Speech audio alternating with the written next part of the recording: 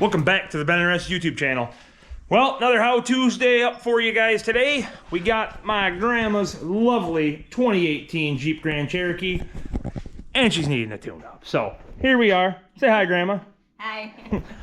So it's that time. So we've been dragging this out for a little while, and well, we finally figured we got some extra downtime because guess what? Derek's up from West Virginia, and we're still waiting on our current performance wiring harness. Thanks, guys. But I did get shipping confirmation, so we're gonna get that Wednesday. But we needed something for Tuesday for you guys, so that's what we're here to do. So on that note, hopefully we'll have the harness by Wednesday, and you know, we'll be driving that thing by Friday. Hopefully things work out. But anyways, project at hand. 3.6 liter. I think it goes from 2014 to 2019 or something like that anyways. Let's take a look. Okay, quick parts and tool list. So manifold set MS97205 Felpro. That is your upper plenum gaskets needed when you pull the intake off, right? And then spark plugs. Now, obviously there would be 6, but here's the part number of this. We ran some NGK Iridiums. Whatever your preference is. I mean, it comes with Champions, but that's what we got. That's what they got me, so it works. Okay. Tools. 10 millimeter for the valley cover here, or this plastic cover here. 10 millimeter for some other bolts up on this valve here. 8 millimeter for your intake plenum bolts. 5/16, 8 millimeter, same thing. That worked out good. Ratchet wrench to help get that upper plenum off. You have a pick to help unplug some of the connectors. Panel popper. There's some Christmas trees you got to break loose. 5/8 spark plug socket, obviously, and a 6-inch extension. Another 8 millimeter, a nut driver, some basic hand tools, pair of pliers too. That'll get the job done. And honestly, that's kind of overkill. You probably could have used a few less, but it just made it easier to do the job at the end of the day. So for you guys to get this job done before we get it going here, that's what you're going to need. Manifold set, your spark plugs, and a couple hand tools. Let's get to the live action. Okay, biggest thing first, we need to get down to the upper plenum and the spark plugs and all that stuff and the coil packs and whatnot. And you'll see the upper plenum kind of carries over to the one side. Biggest thing is you got to pull your little top off here, and there's a 10 millimeter right here on top, and then this whole cover will come off. At that point, exposing the spark plugs. Well, the coil packs and the plenum and all that stuff. So let's get this out of here. All right, 10 millimeter. Get this dude out of our way. Just kind of pop up. Now the biggest thing is obviously our coil packs you can see on the driver's side we talked about. So this air box assembly is going to have to come off as well. That is kind of covering those. And over on this side, the plenum is draped over that. So we're going to have we have a bracket here on the side. We're going to pull this with a couple 10 millimeters. And then we have some more bolts kind of going across as you see. So as we get to those, we'll show you that process. First off, we're going to get this air box out of the way like we talked about. All right, first thing, got to go ahead and pull your intake air temp sensor connector. There's a little red piece, kind of just slides up out of your way or breaks off like that one did. Yeah, it'll be fine now. Okay, so got your 8 millimeter or your flathead here. There is also a little rubber knob that kind of latches on, and you can pull it loose from your air filter housing. Now we're gonna put an air filter in because we're here, but you can unscrew it from there just to get this piece up out of the way, just like that. So intake manifold removal. We got a couple connectors. We got our purge valve right here. We want to get anything out of our way that's connected to this intake. And you'll start to see the bolts across the top. And then if you look down here, the lower guys are the same way, and those are an 8 millimeter. And then on this side, you can see the 110 right there. Well, if you reach behind, you'll feel the other one. There's like a bracket that helps support the intake because it kind of just drapes over. So kind of just unplug all the necessary stuff. Basically, we have our map sensor here. This is, it's not EGR anymore, but there's a different term for this. But anyways, we got to pull this hose off here.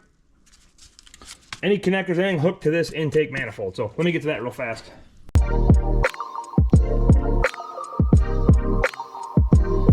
Quick side note, this vent line here, if you depress the clip in, you can see it kind of opens up. Now if you do that and go ahead and pull on it, at that point your line will come off. Okay, so go ahead and just depress that down and then give her a pull. That's all it is, so simple enough.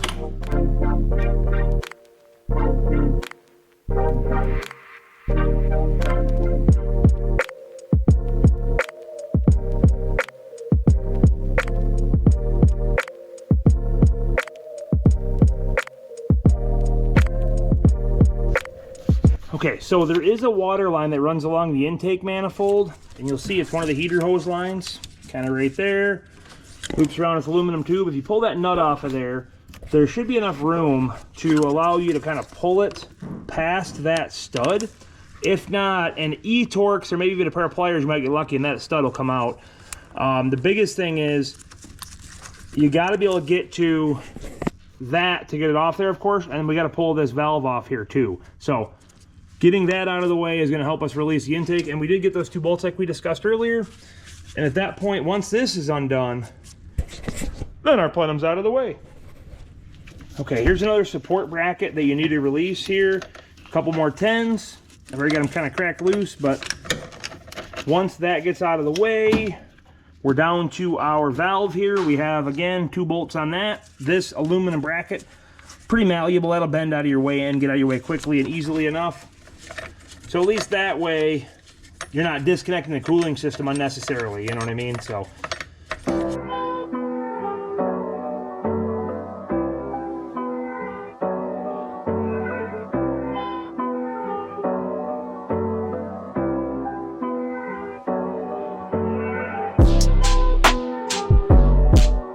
okay, intake manifold is off. Now keep in mind that's just the upper plenum. I know I keep calling it intake, but it's an upper intake, upper plenum, whatever you call it. There is a lower intake manifold, and that is your oil cooler that always fails on these under the intake. So, sorry if I misspoke, but it is an upper plenum, upper intake, whatever. Those are the gaskets we're gonna want to replace as well. If yours are still squishy, by all means, use your own discretion. Here is our other 3 spark plugs. We'll go ahead and pull this out of the way. So there is one line that you did not see me disconnect. It's in the very back, okay? That one there, you see the green clip, you just squeeze it and watch the inside. She opens up. So that handles that. You got your upper out of the way. And actually we had a nice evap leak. This line was broke right off. Thought we had a emissions code. Well, we figured out why. So take a look at that stuff. It's brittle, it's 2018. Granted, like I said, if yours is, I think it's 14 and newer, I'll go through that years by all means before you see this video. 10 millimeters across the board. We'll get our coil packs out of the way. Now, again, same with spark plug boots. Change them at your discretion. Should you? Yes. Am I in this instance? Depends on the condition of them. So, but we are down to what we need to get to. Now, we are going to change the oil on this, so I'm going to change it while it's wide open. Easy to get to. Something to think about, right? So, let's get these coil packs off, and we'll see how bad these spark plugs are with 130, 40, 50,000 miles on this. So we're going to pop up these little white clips, and then I like to take a pick. If you got it, you don't necessarily need it. You usually pinch these and they'll pop up, but I've had better luck with just putting a pick underneath them and giving them a twist. Again, whatever works best for you, but a lot simpler for me that way. So 10 millimeter, of course. Pretty much every freaking vehicle anymore is 8s, 10s, 13s, 15s, you know, unless you're driving a foreign application. But crack them dudes loose. That one may require a wrench. Give her a little twist. And that, my friends, is how you remove a coil pack.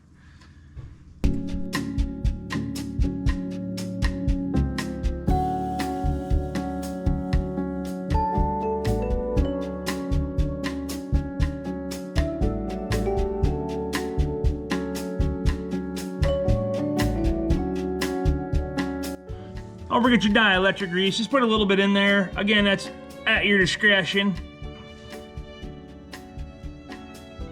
And put your boots back on. Now, granted, ours look good. Like I said, we're not messing with those. We're gonna slam them back together real quick. And that's kind of the hard side. So I'm gonna go ahead and get that easy side done real quick, and we'll chime back in. We're gonna put the plenum back on.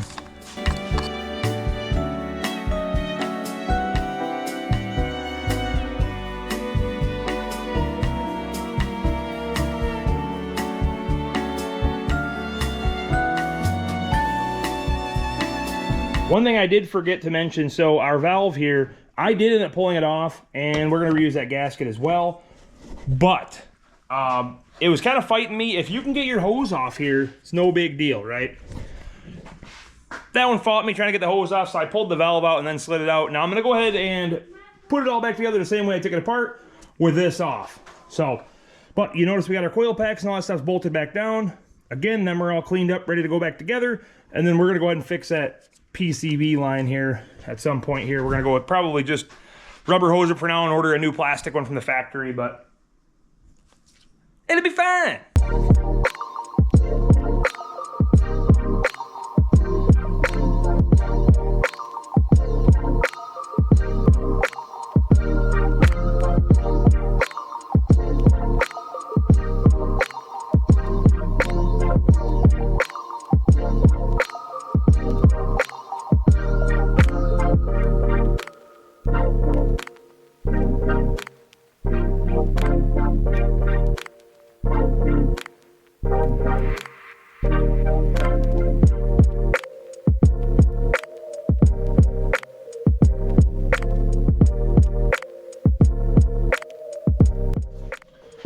We're down to the airbox assembly, get that tossed back on, and I'll have to wrap this gem up.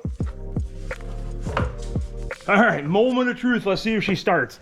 Now, I did leave the cover off. I wanted to go through a quick recap. So, that was our broken PCV line. Check yours. We're going to order one from the dealer, but that's going to get us by for now. We just rubber hosed it. Make sure you put all your connectors back in. Don't forget the line back there. That is important. That is another PCV line. It's important. Keep that in mind. So, intake air tap plug back in. We did go ahead and put our hose clamp on for our tube there, and your two 10 millimeters for your bracket that kind of supports an intake manifold. Make sure you check all these bolts. So let's see what happens. Now, granted, I mean, it should start, but we're gonna change oil after the fact, but for you guys, you're here for this. So let's see what happens. Hey! Let's see how many, 177 on this old girl. I remember the original. I know you're gonna say, Brian, you're a freaking slacker. But it's one of those things when it's not in your driveway every day, you kind of forget about that stuff. But Grammy is ready to rip. Purring like a kitten. Just remember, guys, it's just nuts and bolts. It's not that big of a deal. So don't be afraid to try it yourself. But if you are, there's people out there to do it, I guess, too. But on that note, we're gonna wrap up this How Tuesday with that. We're gonna finish up Friday with that damn thing and get the hell out of this shop. And then, guess what? The OBS truck is gonna be back before you know it. And she's looking mint. I'll drop in a little tidbit of what the box looks like for you. You're gonna appreciate it. But, on that note, we're gonna wrap this How Tuesday up with all this gem being buttoned up with new spark plugs. So, make sure you like, subscribe, share all that good stuff. We'll see you on the next one.